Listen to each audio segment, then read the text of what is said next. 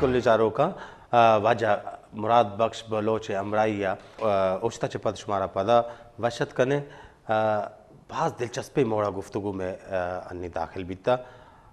ناظرین اس وقت گفتگو بڑے دلچسپ موڑ میں داخل ہو گئی ہے.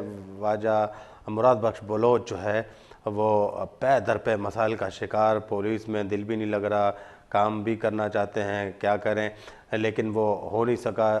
کچھ بھی کیا انہوں نے, اصل میں وہ اس میں کام شاید کرنا نہیں چاہتے تھے. ان کے ذہن میں کمیشن تھا, کمیشن نیوی والا کمیشن, جس کے لیے ان سے وعدے کیے گئے, وعدہ وفا نہ ہوا. اور وہ کہتے ہیں نا, وہ وعدہ ہی کیا جو وفا ہو گیا. لیکن ایک بات آپ نے ابھی تک نوٹ کر لی ہوگی, واجہ مراد بخش بلوچ نے اپنی زندگی جو ہے وہ ایک مسلسل جد و جہد کے ساتھ گزاری ہے, اور امید کا دامن انہوں نے کبھی بھی جو ہے وہ ہاتھ سے جانے نہیں دیا. تو واجہ مراد بخش بلوچ سے جا کے پوچھتے ہیں تو پھر کیا ان کو کمیشن ملا نیوی میں؟ ہاں واجہ مراد بخش بلوچ, آپ کو کمیشن پھر ملا؟ جی, میں جو پولیس میں نوکری تو میرا دل نہیں لگ رہا تھا, تو میں کیونکہ شروع میں جب فٹ بال ٹیم میں مجھے لیا تھا نیوی میں, انہوں نے کمیشن کی بات کی تھی, تو میرے ذہن میں یہ تھا کہ کمیشن, اب کمیشن لینا تو تھا, وہ اللہ تعالیٰ کی جو مرضی ہوتی ہے. ایک چیز میں نے سمجھا کہ جب آپ کسی چیز کی امید رکھتے ہیں, کوشش کرتے ہیں, اللہ تعالیٰ ضرور اس کا وہ دے دیتا. کیونکہ میں نے کمیشن میرے ذہن میں تھا. اور ایک بات بتاتا ہوں, میرے والدین کا بھی یہی تھا. جب میں پولیس میں لگا تھا تو میرے والدہ مجھے کہتے تھے کہ آپ کے والد نے آپ سے تو بات نہیں کی, لیکن مجھے انہوں نے کہا کہ انہوں نے پولیس والا افسر کا وہ پہنا ہوا ہے, لیکن میں سمجھتا ہوں یہ اس کے لیول کا نہیں, اس کو اور اونچا ہونا چاہیے. تو میرے ذہن میں یہ ہوتا تھا تو میں وہ کر لوں.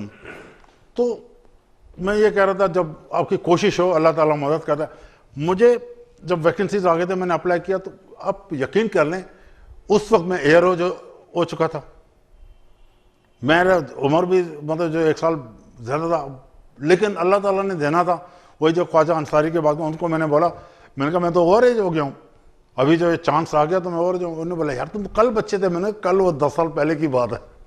تو اس طرح میں نے کچھ کیا, تو اللہ تعالیٰ نے مجھے 80 میں مطلب آخر کمیشن نیوی میں دے دی, اور نیوی میں کمیشن. لیکن ایک بات میں اور, نیوی میں نے رہا ہوں تو بلوچ ہونے کے ناطے مجھے کوئی ایسا نہیں ہوا کوئی مجھ سے وہ کرتا ہو کہ یہ بلوچ ہے, بلکہ لوگ خوش ہوتے تھے یار بلوچ بھی نہیں. میں نیوی کے کئی افسر تھے, مجھے یاد ہے عارف قریشی تھے, کموڈور کے بھی ریٹائر ہو گئے. جب ہم 23 مارچ پریڈ میں گئے تھے, اس نے مجھے کہا تھا یار مجھے بہت خوشی ہوا تو آپ ہو گئے, اوروں کو بھی لاؤ.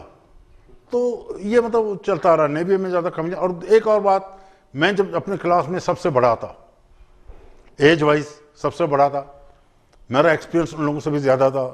پریڈ مجھے بھی آتے تھے کیونکہ میں نیوی پولیس میں 6 مہینے میں سیالہ میں رہا ہوں ٹریننگ پہ, وہاں میں نے پریڈ سیکھا تھا. جب نیوی کے فٹ بال ٹیم میں تھے اس وقت بھی اب تھوڑا بہت پڑھ گیا. اس لیے تو تھرو آؤٹ اپنے ٹریننگ میں اپنے کلاس کا کلاس لیڈر رہا ہوں. وہ کیونکہ انسپیکشن ہونے تھے تو ہمارا جوٹو تھا جونیئر ٹریننگ افسر, ممتاز فضل تھا لیفٹنٹ. وہ ایک دفعہ کہتا, میں جب مجھے دیکھا میں وہ تو پھر ناراض ہوا, کیا ہر دفعہ مرادی آپ لوگوں کلاس, آپ لوگ خود کچھ نہیں کریں گے, چینج کر لو. جب چینج کیا تو اتفاقاً ہمارے وہ پریڈ تھوڑا سا غلط ہو گیا. جو کلاس لیڈر تھا تو گنڈری افسر تھا ہمارا, میاں صاحب تھے, انہوں نے کہا تم کیوں نہیں ہوتے. میں نے کہا وہ ہمارے جوٹو ہیں ٹریننگ افسر, اس نے منع کیا. کہتے نہیں, اس سے میں کہتا ہوں ہمارا انسپیکشن ہونا ہے, وہ اس وقت تک آپ رہیں. پھر میں ادھر رہا ہوں, اور لڑکے بھی چاہتے تھے کیونکہ وہ مطلب نئے فیلڈ میں آئے تو کچھ تو خیر تھے, لیکن میرا ایکسپیرینس تھا, ایج تھا, تو وہ بھی کہتے جو چیزوں آپ ہی فیس کر لیں. تو ادھر پھر جو ہے نا آپ کا جو ہے نا یہ سلسلہ جاری رہا, اور پھر retirement as a lieutenant commander وہ ایج پہ ہوا تھا. میرا پروموشن ڈیو تھا, لیکن 1 مہینے پہلے میں ریٹائرمنٹ تھا تو وہ میں نکل گیا. تو یہ مطلب میرا زبردست. تو ناظرین, یاس کی سی کیفیت جو 4 سو ہونے لگی, تو حوصلے کو حوصلے کی جستجو ہونے لگی. نا امیدی مجھ پہ غالب جب کبھی ہونے کو تھی, تو 4 سو لا تقنطو ہونے لگی. ابھی مراد بخش بلوچ نے یہ کہا کہ اگر آپ زندگی میں کچھ حاصل کرنا چاہتے ہیں تو پھر آپ اللہ کی رحمت سے مایوس مت ہوں, ایک امید کے ساتھ ایک آس کے ساتھ آپ اپنے مقصد کے ساتھ جڑے رہیں، اور یہ ہو ہی نہیں سکتا کہ آپ کو آپ کا مقصد نہ ملے. جب عمر تھی، کم عمری تھی، اس وقت کمیشن نہ ملا، امید تھی، اور تب کمیشن ملا جب عمر ہی گزر چکی تھی. تو یہ تھی ان کی لائف سٹوری. تو اب آتے ہیں ہم کراچی کی طرف. تو مراد بخش بلوچ صاحب، کراچی کی کون سی وہ پرانی عمارتیں ہیں جن کو آپ کراچی کا حسن اب بھی سمجھتے ہیں کہ یہ کراچی کا حسن پہلے بھی تھے اور اب بھی ہیں؟ اس میں کے ایم سی کا ہیڈ آفس ہے، وہ اس وقت کا بنا ہوا ابھی تک ویسے ہی ہے. مطلب فریئر ہال ہے جو اب تک اسی کنڈیشن میں آپ کو ملے گا. کے پی ٹی کی بلڈنگ ہے، اس کو ایک بہت پرانا انگریزوں کے زمانے کا بنا ہوا ریڈیو پاکستان کا دفتر ہے، اس کو آپ دیکھیں. پھر N J we high school ہے. آپ ان کے بناوٹ دیکھیں اس وقت کے بنے ہوئے بہت، لیکن وہ اسی طرح ہی ابھی تک موجود ہیں، اور اچھے بہترین جو بھی ان کے کرتے دھرتے ہیں انہوں نے ان کو مینٹین کیا ہوا ہے، اور فرسٹ کلاس طریقے سے ان کو دیکھ کر خوشی ہوتی ہے، خوشی ہو جاتی ہے. اور یہ آپ پھر کراچی کی عمارتوں کے اندر خوشگوار اضافہ کسے سمجھتے ہیں، جو آپ سمجھتے ہیں کہ یہ عمارتیں جو ہے نا کراچی کے اندر خوشگوار اضافہ ہیں؟ دیکھیں شروع میں ابھی بینک کا بنا تھا وہ ہیں، اب بہت سارے پلازے بن رہے ہیں. خوشگوار اضافہ ہے، خوبصورتی ہے، لیکن اس میں شہریوں کے لیے کچھ تکالیف بھی ہیں. ان کی وجہ یہ ہے کہ 7 منزلیں 6 منزلیں آپ فلیٹ بنا رہے ہیں، اتنے لوگ اس میں آباد ہو رہے ہیں، لیکن ان کو کار پارکنگ یا کوئی اور جگہ نہیں، جس کی وجہ سے کراچی روز بروز تنگ ہوتا جا رہا ہے. یہاں پر آئے دن ٹریفک جام ہے. ان کی وجہ یہی ہے، آپ نکلتے ہیں تو روڈوں پہ آپ کو پارکنگ جگہ نہیں ہے، گاڑیاں روڈ پہ کھڑے ہوتے ہیں، اور جو مارکیٹیں ہیں ان کے جو ہیں سب آگے آ رہے ہیں. اب میں جب یاد کرتا ہوں وہ زمانہ جب ہم اسکول میں پڑھتے تھے این جی وی میں، کراچی میں ٹرامے چلتے تھے، جو ٹرامے روڈ کے بیچ سے ان کا راستہ ہوتا تھا. اب تو روڈ کراس کرنا مشکل ہوتا ہے، اس وقت ٹرامے روڈ کے بیچ سے چلتے تھے، اور لوگ دونوں طرف چھوٹے سے ٹرین کے سٹائل تھے، لیکن یہ اوپن تھے، ادھر سے چڑھ ادھر سے اتر، جدھر بھی آپ کو جانا ہوتا اترتے آپ اترتے تھے. مین سڑک کے پیچھے کوئی خطرہ کوئی نہیں. اب تو آپ گاڑی میں جا رہے ہیں، پلک جب کہ تم ادھر دیکھو تو آپ کا ایکسیڈنٹ ہو جائے گا. اتنی ٹریفک وہ ہو گئی ہے، اتنی بڑھ گئی ہے، اور پھر جگہیں تنگ ہو گئی ہیں، آئے دن راستہ بلا. تو اب تو آدمی سوچ بھی نہیں سکتا کہ یہ ٹرام بھی چلے گا. اب تو گاڑی اب موٹر سائیکل چلانا مشکل ہو گیا. ٹرام کا ذکر آیا ہے ناظرین، میرا یہ تقریباً اس وقت اس پروگرام، یہ جو پروگرام کا جتنے بھی میں نے انٹرویوز کیے ہیں، جتنے بھی لوگوں کے انٹرویوز کیے ہیں، انہوں نے بڑی خوشی، جب بھی ٹرام کا ذکر آتا تھا ان کے چہرے پر ایک عجیب سی جو ہے نا وہ خوشی مجھے دکھائی دینی شروع ہوئی، جو ابھی مراد بخش بلوچ کے چہرے پر بھی آپ نے ضرور محسوس کی ہوگی، اور ایک ہلکی سی مسکراہٹ بھی محسوس کی ہوگی. ٹرام ابھی تو میں کبھی کبھار خواب میں اپنے آپ کو ٹرام میں سفر کرتا ہوا محسوس کرتا ہوں. تو مراد بخش بلوچ صاحب، یہ ٹرامیں چلتی تھی، فضائی آلودگی اتنی نہیں تھی کراچی کے اندر، اب تو دم گھٹتا ہے. تو اس وقت کیوں نہیں تھی، اب کیوں ہے؟ کیا اس وقت کی انتظامیہ کو آپ اس کا کریڈٹ دیں گے، یا آج جو ٹریفک کا رش ہے یا آبادی زیادہ بڑھنے کی وجہ سے یہ فضائی آلودگی کو ذمہ دار جو ہے نا وہ یہ جو زائد آبادی ہے یا آبادی زیادہ ہوگی ہے، اس کو قرار دیں گے؟ یہ دونوں چیزیں میں دیکھیں، ایک تو میں نے پہلے بتایا کار پارکنگ کی جگہ نہیں ہے، بلڈنگیں بڑے بڑے بنے ہوئے ہیں، گاڑیاں جب گاڑیاں رش ہوتا چلتا ہو تو ظاہر ہے ان کے دھواں، ان کے آلودگی تو نہیں ہونا ہے. اس وقت جب میں بتا رہا ہوں ٹرام میں بیچ سڑک پہ آپ اترتے تھے، کوئی موٹر سائیکل کچھ نہیں ہوتا تھا، تو ظاہر ہے اس میں آلودگی کا مسئلہ اتنا نہیں تھا. اس میں اور دلچسپی بات ہوتے تھے، اسٹوڈنٹس زیادہ تر سے کہ اس میں کنڈکٹر ہوتا تو پیسے وہ ادھر سے نکلتے وہ ادھر سے اترتے وہ بڑا دلچسپ منظر ہوتا تھا. اچھا، پیسے مقصد اس کو یہ ذرا تھوڑا سا بتائیے. 10 پیسے 20 پیسے 10 پیسے بھی کرایہ ہوتا تھا نا، وہ اس میں بھی جو اسٹوڈنٹس ہوتے تھے زیادہ تر وہ یہ کرتے تھے، کنڈکٹر اس طرف سے وہ ادھر سے نکل کے اس طرف سے ہوتے تھے، یہ ہوتا تھا. اور اس میں گاڑیاں اتنی کم ہوتی تھیں، روڈ اتنے کلوز تھے، یہاں ڈبل ٹریکر بس چلتے تھے. ڈبل ٹریکر مطلب یہ ادھر، اور وہ بھی اب تو مطلب سوچ بھی نہیں سکتے کہ آپ یہ چیزیں ادھر ہوں گے. انتظامیہ کی بات ہے، انتظام کی بات کرتے ہیں تو ایڈمنسٹریشن ہر چیز میں اہم ہے. اگر اب بھی ایڈمنسٹریشن ہو, پراپرلی ان کو دیکھیں, ٹریفک کنٹرول ہو, تو یہ نہیں ہوتے. اس میں صرف ٹریفک والوں کا غریب نہیں ہے, ہم جو شہری ہیں ہمیں بھی تو یہ دیکھنا ہے نا, ہمیں کیا کرنا ہے. ہم ٹریفک سگنل ہوگا بند تو ہم ادھر ادھر دیکھ کے نکلنے کی کوشش میں ہوتے ہیں.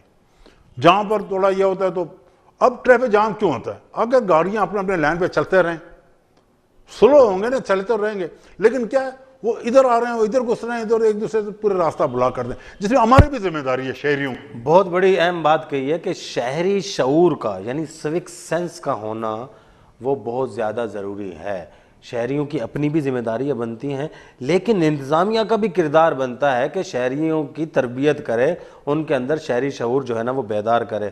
اچھا جلدی جلدی ذرا بتائیے گا, آج کل ہم جب روڈوں پہ جاتے ہیں تو ہمیں جو ہے نا وہ گوشت کی دکانیں ملتی ہیں, تو ان پر مکھیاں جو ہے نا وہ گوشت پر مکھیاں بیٹھی ہوتی ہیں, یا پھل کی سبزیوں کی دکانیں یا دودھ کی دکانیں. اب پراپر جو ہے وہ صفائی کا جو ہے نا وہ انتظام ہمیں نظر نہیں آتا. کیا پرانے کراچی میں بھی ایسے ہی تھا؟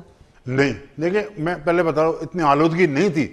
اس کے باوجود ایوب خان کے زمانے میں جتنے بھی اوپن کوئی چیز آپ رکھتے تھے وہ اس وقت چلان ہوتا تھا, پکڑتے تھے پولیس والے, لے کے بند بھی کرتے تھے. وہ جالیاں لگی ہوتی تھیں, جو دکانیں تھے ان جہاں پر کھانے پینے کی چیزیں رکھی ہوئی ان میں جالیاں لگی ہوئی تھیں, مکھی اندر جانے کا سوال ہی پیدا نہیں ہوتا.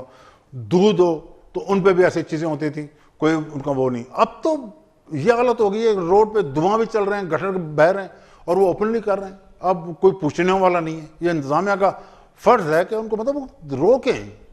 دیکھیں ہر چیز میں جب سختی ہوگی نا, سختی کے معنی یہ نہیں ہے کہ ناجائز کر لیں, سختی یہ ہے کہ آپ پراپرلی قانون جو ہے, قانون کون سے قانون ہمارے پاس نہیں ہے, ہر قانون ان کو امپلیمنٹیشن ضروری ہے, ان پہ عمل ذرا ہونا چاہیے.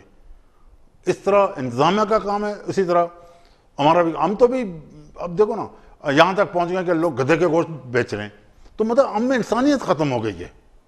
ہم میں وہ نہیں ہے.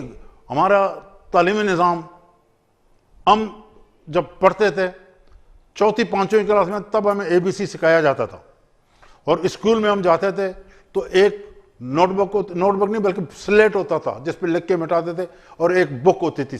اب چھوٹا بچہ اگر پہلی کلاس میں نہیں ہے اس پہ اتنا وہ لاتے ہیں, ان کے لیے ایک نوکر رکھنا پڑتا ہے جو ان کو بستہ اٹھا کے ساتھ چلتے رہے. وہ بچہ وہ اٹھا نہیں سکتا. بڑی اہم بات کی, کتابوں کا بوجھ لاد دیا گیا ہے اسٹوڈنٹس کے اوپر. اب اسٹوڈنٹس جو ہے وہ چھوٹے چھوٹے بچے وہ چل نہیں سکتے ہیں, اتنا بھاری بستہ جو ہے وہ کر دیا گیا ہے. لیکن جو ہے معیار تعلیم پھر گرتا جا رہا ہے, کتابیں بڑھتی جا رہی ہیں, معیار تعلیم گرتا جا رہا ہے, اور پھر سوک سینس جو ہے نا وہ ختم ہوتا جا رہا ہے. پہلے جو ہے نا وہ صفائی کا انتظام بڑا اچھا تھا, ایڈمنسٹریشن جو ہے وہ ڈیووٹڈ تھی, شہری جو ہے وہ ساتھ دینے والے تھے. اور پھر ایک اور بات جو ہے نا بڑی اہم کہی مراد بخش بلوچ صاحب نے, کہ قانون کا نافذ العمل ہونا بڑا ضروری ہے. کیا بات ہے, کیا وجہ ہے کہ ہمارے جو ہے یہاں کے بہت سارے شہری جب وہ باہر چلے جاتے ہیں, یورپ میں چلے جاتے ہیں, دبئی میں چلے جاتے ہیں, تو وہاں پر قانون کی مکمل پاسداری کرتے ہیں, سگنل پر جو ہے نا وہ رکتے ہیں جب ریڈ لائٹ جل رہی ہوتی ہے, یہاں پر رکتے نہیں ہیں. اس کا مطلب ہے نظام اگر بہتر طریقے سے چل رہا ہو تو سارے شہری اس کا حصہ بن جاتے ہیں, اگر نظام برے طریقے سے چل رہا ہو تو سارے شہری. یعنی کراچی یہ خوبصورت تھا, اس کی خوبصورت سڑکیں تھیں, پولوشن نہیں تھی, صفائی کا بہترین انتظام تھا. تو ہم کیا پیچھے آ رہے ہیں؟ ہمیں تو آگے بڑھنا چاہیے. اتنے سال گزرنے کے بعد ایوب دور کا ذکر کر رہے ہیں مراد بخش بلوچ صاحب, ہم ابھی تک وہیں پر جو ہے نا وہ کھڑے ہیں. خیر, مراد بخش بلوچ صاحب نے اپنی زندگی جو ہے نا ایک متحرک زندگی گزاری ہے. مراد بخش بلوچ صاحب ایک دانشور بھی ہیں, مراد بخش بلوچ صاحب ایک سپورٹس مین بھی ہیں, مراد بخش بلوچ صاحب نے ایک آفیسر لائف بھی گزاری ہے, ڈسپلنڈ جو ہے نا وہ لائف گزاری ہے. تو ہم ان سے ضرور یہ جاننا چاہیں گے کہ اگر آپ نوجوانوں کو, خصوصاً بلوچ نوجوانوں کو کوئی پیغام دینا چاہتے ہیں تو وہ پلیز ضرور دیجیے گا. اور آپ نے اپنی زندگی میں بلوچ کو پیچھے دیکھا تو کس وجہ سے دیکھا, وہ کیا سبب تھا کہ جس کی وجہ سے بلوچ جو ہے وہ کچھ پیچھے رہ گئے, اس کی کیا وجہ ہے؟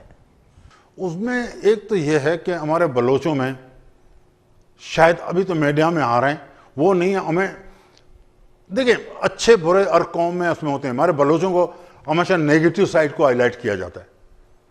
ہمارے بہت سارے ایسے جاننے والے دوست ہیں, بات کرتے ہیں, جو بتاتے ہیں وہ فلان جگہ پہ تھے, وہ کہتے ہیں یار آپ کے پاس یہ ہوتے ہیں, آپ کے پاس یہ برائی ہے. وہ جو ہمارے اچھے لوگ ہیں جنہوں نے بہت سارے تعلیم حاصل کی ہے, بہت سارے کام کرتے رہتے ہیں, ان کا کوئی ذکر نہیں کرتا. وہ ہمارے جو نیگیٹو پہلو ہے ان کو ہائی لائٹ کرتے ہیں. میں مطلب اپنے بلوچ نوجوانوں کو ان سے یہی ریکویسٹ کرتا ہوں, دیکھیں معاشرہ یہ بنتا ہے کہ میں خود اپنے آپ کو ٹھیک کروں, میں وہ چیزیں کر لوں, تو میں جب کر لوں گا تو میرے گھر والے کریں گے, میرے بچے کریں گے, میرے بچے کریں گے, ہر بچہ کرے گا تو وہ مولا کرے گا, مولا کرے گا تو سٹی کرے گا, سٹی کرے گا تو ملک کرے گا.